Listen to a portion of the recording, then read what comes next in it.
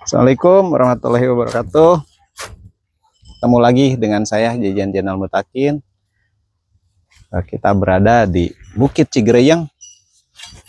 Ini lagi pembuatan kompos. Kompos kita gunakan dengan memanfaatkan rumput. Rumput kita manfaatkan, kita buat jadi kompos. Ini fungsinya banyak sekali, bisa untuk di fase pembungaan atau generatif, bisa juga di fase daun atau pertumbuhan, yaitu vegetatif, generatif vegetatif.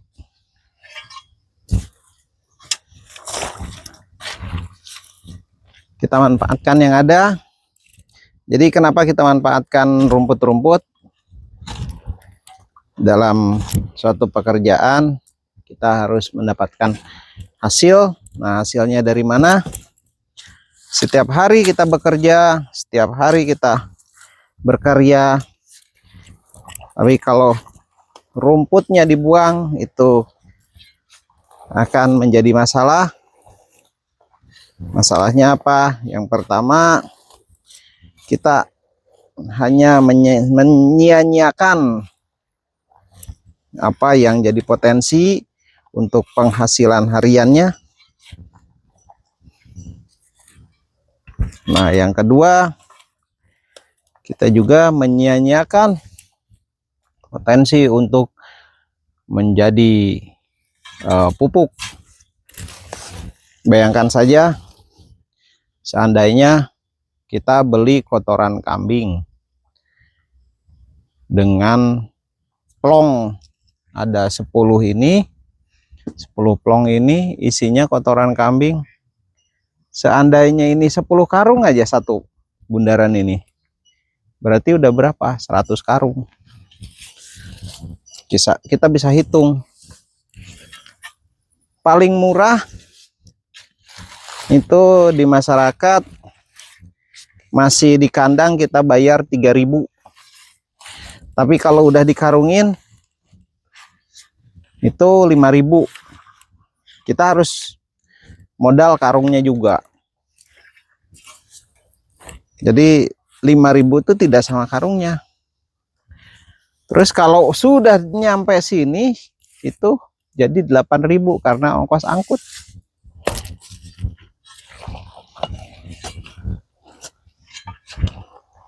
Dengan kita olah, ya, menjadi pengganti kotoran kambing, menjadi pengganti kotoran ayam. Apakah bisa maksimal menjadi pengganti kotoran kambing atau ayam? Justru inilah dia. Kotoran kambing, kotoran ayam, kalau kita fermentasinya kurang matang, akan ada timbul masalah, timbul bibit penyakit, timbul jamur, dan timbul macam-macam yang ada di kotoran kambing. Kalau misalnya kambingnya sehat, seandainya kotoran kambing yang kita ambil ternyata kambingnya itu mencret, nah bakteri E. coli-nya adalah di situ. Terus kita masukin langsung ke lahan. Di situ juga ada carrier Phytophthora, busuk akar. Terus di situ juga ada jentik gendot, atau bahasa Sundanya kuul, yang putih-putih. Banyak sekali.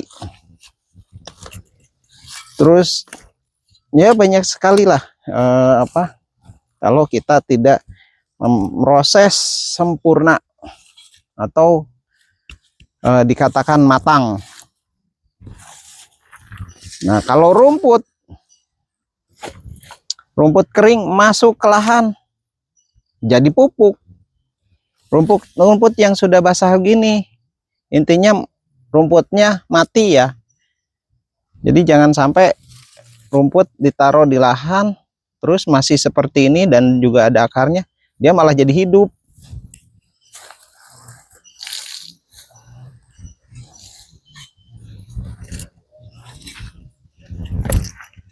Nah, kita layukan dulu rumputnya, langsung masukin ke lahan. Meskipun di lahan fermentasinya tidak matang,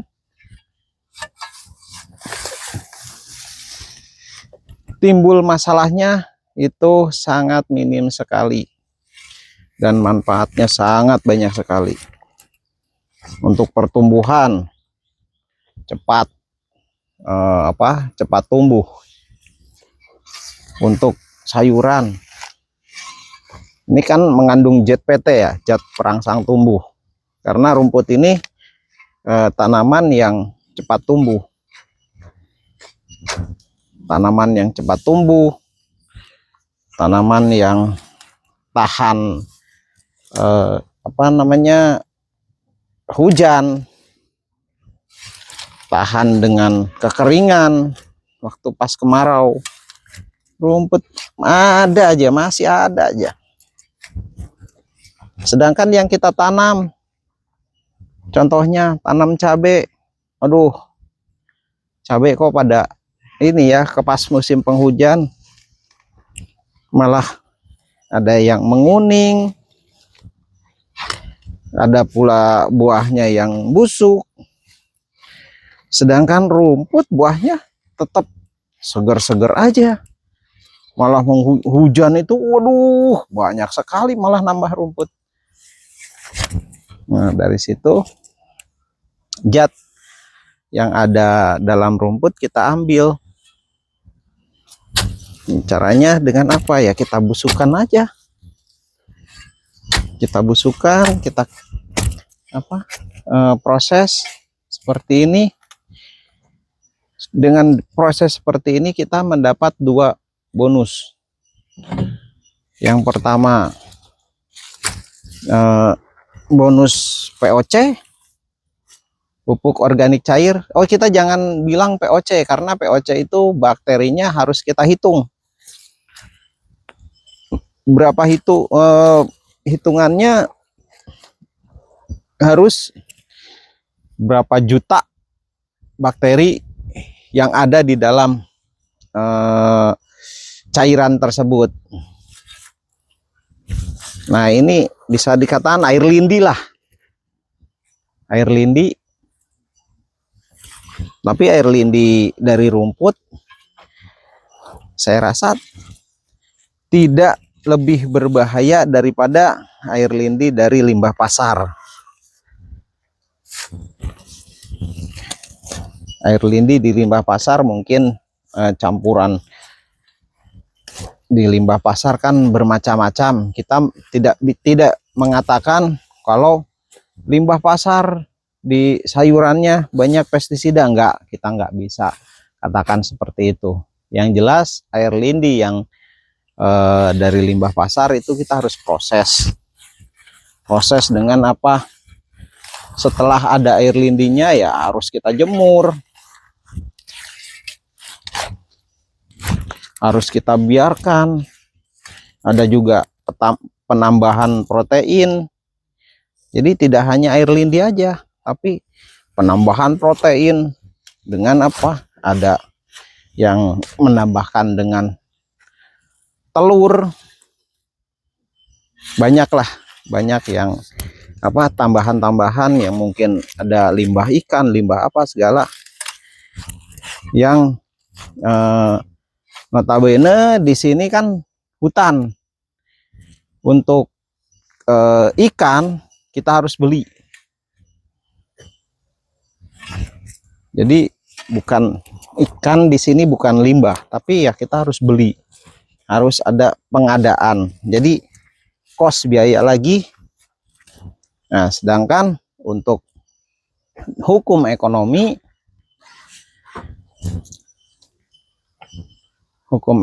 itu ya kos itu harus diperkecil dan omset diperbesar. Tuh, itu adalah untung. Tapi kalau kosnya sama dengan omset, ya itu kita tidak rugi dan kita tidak untung. Tapi kalau kos lebih besar daripada omset, berarti kita rugi. Seperti itu. Nah, kita mengumpulkan rumput ini, salah satunya kita kan bayar karyawan untuk mengolah lahan, untuk mencabut rumput, untuk membersihkan tanaman, merawat tanaman. Setiap harinya kita gaji, dan apa yang dihasilkan, kalau misalnya cabenya lagi panen, kita dapat hasil. Tapi kalau misalnya masih pengolahan, masih merawat, setiap hari kita mengeluarkan biaya, apa yang dihasilkan oleh karyawan? Kalau rumputnya tidak dimanfaatkan, ya itu hanya ada kos aja. Tapi kita rumputnya kita manfaatkan, itu menjadi satu keuntungan. Kenapa? Gaji karyawan bisa dihitung, misalnya UMR apa UMK di sini mungkin 2 juta, 2.500.000. Kalau 1 bulan berapa? Dibagi aja 30 hari atau dibagi 24 hari, ya sekitar berapa? 100.000. 100.000 kalau kali 3 juta, berarti ya 80.000 lah. 80.000. Nah, mengambil rumput 10 karung itu sangat bisa dan sangat mampu untuk tenaga orang-orang sini ya. Tapi kalau mungkin daerah lain ya saya kurang paham juga. Cuma kalau untuk 10 karung, orang sini sehari 10 karung bisa lah. Tuh, 10 karung kalau misalnya kita bayar 1 karungnya 10.000, berarti 100.000, udah untung 2 karung.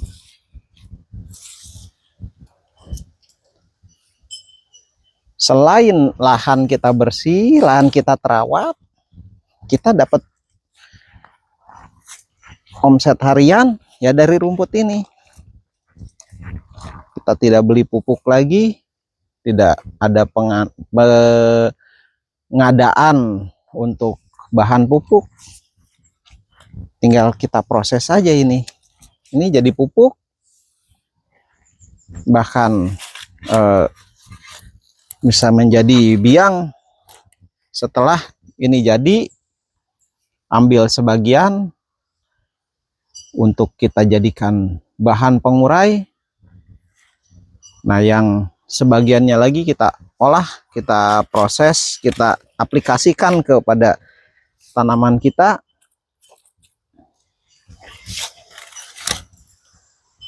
Nah, kenapa kita pakai sebagian dan sebagiannya kita simpan? Nah, setelah ini jadi, yang kita simpan itu, ini diambil, dipanen, masuk rumput yang baru. Untuk pengurai biar kita lebih cepat, ya pakai air atau pakai kompos yang sudah jadi. Biar apa? Biar lebih cepat. Jadi ada percepatan. Misalnya ini kita proses 3 bulan, 3 bulan baru menjadi apa, hancur, remah-remah. Tapi kalau misalnya ada tambahan dari hasil sisa pemrosesan yang awal, itu akan lebih cepat. Jelasnya seperti itu. Jadi semakin lama kita semakin nambah ringan, nambah enteng. Jadi rumput kita manfaatkan, karena di sini terus terang di hutan, meskipun hutan seperti ini, dari awal saya babat alas, terus pembersihan lahan, tidak sama sekali memakai herbisida atau pembasmi rumput. Karena 1 dan 2 hal, memang jangan sampai kita memakai herbisida. Itu amanah dari orang tua. Jadi intinya nggak usah pakai kimia-kimiaan. Kalau bahasa petani kan kimia-kimiaan, nggak tahu padahal istilahnya apa, kandungan organik pun itu kalau dihitung secara keilmuan ya unsurnya kan sama-sama aja, sama kayak kimia juga. Ada zincnya, ada hormonnya, ada, ya itu kan bahasa dan istilah. Nah, antara kimia dan organik itu mungkin ya, kalau kimia itu dari batu-batuan yang dari luar. Nah, kalau yang organik itu memang apa yang tumbuh, apa yang ada di alam kita, itu yang kita gunakan. Seperti itu. Jadi dari tanah untuk tanah kembali. Jadi dari apa? Bukan untuk tanah kita ngasih batu-batuan. Itu. Seperti itu. Jadi dari tanah kembali ke tanah, kita muliakan tanah. Kita lestarikan alam. Melestarikan alam bukan hanya kita menjaga alam tidak menebang liar atau seperti apa, tapi kita harus ngerti, harus tahu kalau di dalam tanah itu banyak sekali agen hayatinya, agen hayati. Jadi kita harus muliakan, karena suburan tanah ternyata faktor X-nya adalah agen hayati tersebut. Seperti itu. Nah, fungsi rumput itu buat apa aja? Ini pencegah hama. Yang pasti pencegah hama. Kenapa? Kita bisa lihat, kita bisa perhatikan rumput itu tidak dimakan hama. Ada yang dimakan hama, memang ada. Cuma sangat sedikit sekali, dan dia bisa bertahan meskipun dimakan hama. Tapi apa yang kita tanam kena hama, waduh, udah rusak. Bahkan tumbuhnya ya udah nggak karu-karuan. Tapi rumput dia masih, meskipun dimakan hama, dia akan terus tumbuh dan berkembang. Itu yang kita ambil. Dan kebanyakan ya yang tidak dimakan hama. Itu hanya sebagian yang memang ada yang dimakan jangkrik. Itu rumput yang banyak mengandung nitrogen. Jadi kayak krokot.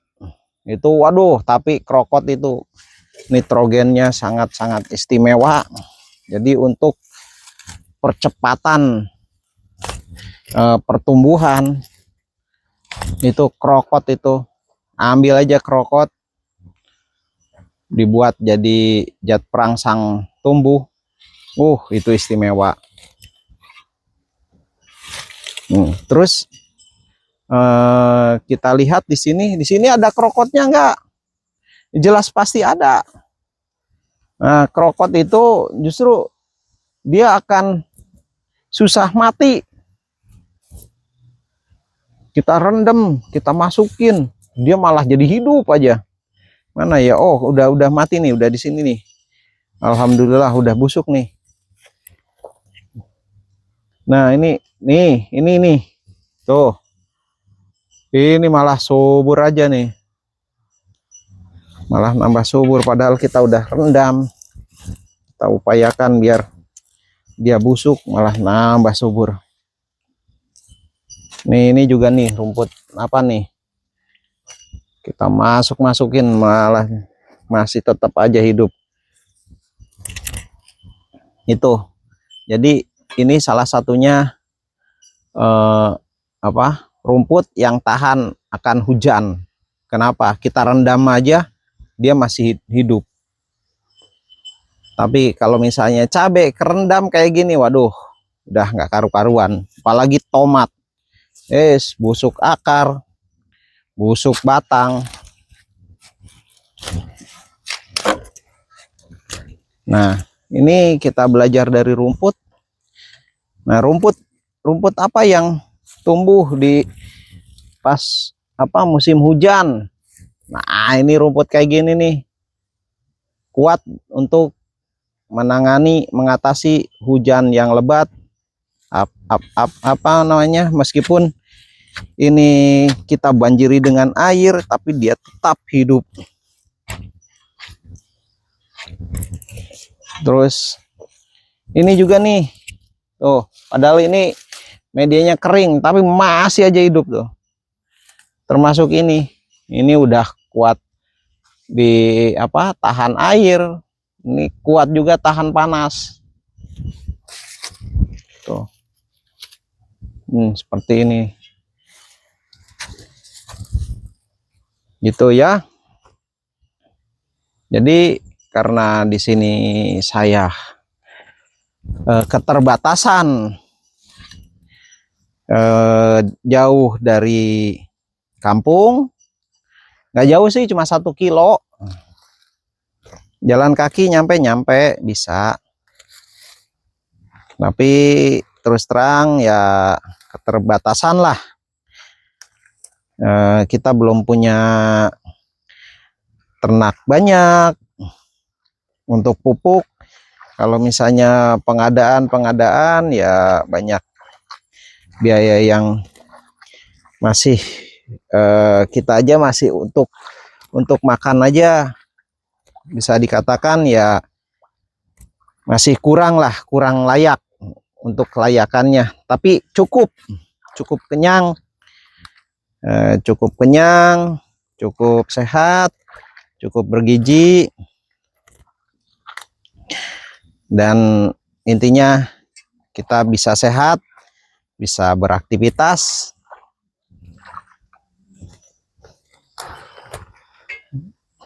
Nah, ini kalau bisa ya sebetulnya ini fermentasinya bukan fermentasi ya, ini adalah pembusukan.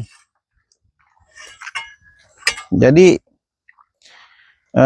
kalau misalnya fermentasi kan terus terang harus ditutup dan air tidak boleh menggenang, bahkan di medianya kita peras saja air hanya menetes, itu fermentasi. Tapi kalau ini bukan fermentasi, ini adalah proses pembusukan. Perlu diingat, itu proses fermentasi apa Kang? Bukan. Saya katakan bukan. Ini adalah proses pembusukan. Pembusukan, pelapukan. Intinya rumput ini mati, Kita ambil sari-sarinya seperti itu. Wah, tadi krokot nih, nih modelnya kayak gini nih, tuh masih hidup aja seperti itu.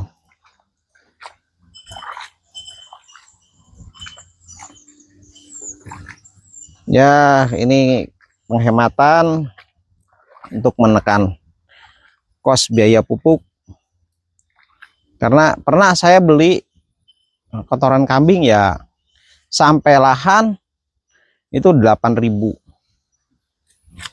Terus saya beli juga kotoran ayam pedaging ya, sampai tempat yang bisa di bongkar mobil truk itu biayanya 5.000 belinya satu karungnya, tapi ongkos kirimnya, ongkos truknya 300.000. Jadi dihitung-hitung ya 8.000 juga, hampir sama dengan pengadaan kotoran kambing. Seperti itu. Apalagi kotoran sapi lebih bisa lebih mahal lagi, karena kotoran sapi itu kan bentuknya padat dan agak sedikit berair ya, padat sedikit berair, jadi tidak bisa kering.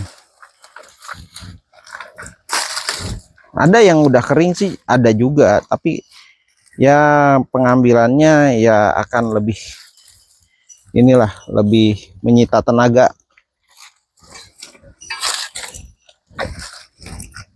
Nah, saya membuat kotoran kambing, membuat kotoran sapi di atas tong dengan cara pembusukannya di dalam tong, jadi tidak di dalam perut kambing atau tidak di dalam perut sapi. Seperti itu. Mudah-mudahan bermanfaat. Saya hanya bercerita, berbagi, bukan maksud menggurui, tapi inilah keadaan, inilah kondisi kita sekarang di sini, kita sekarang saat ini. Wassalamualaikum warahmatullahi wabarakatuh. Salam cerdas, terus berkarya.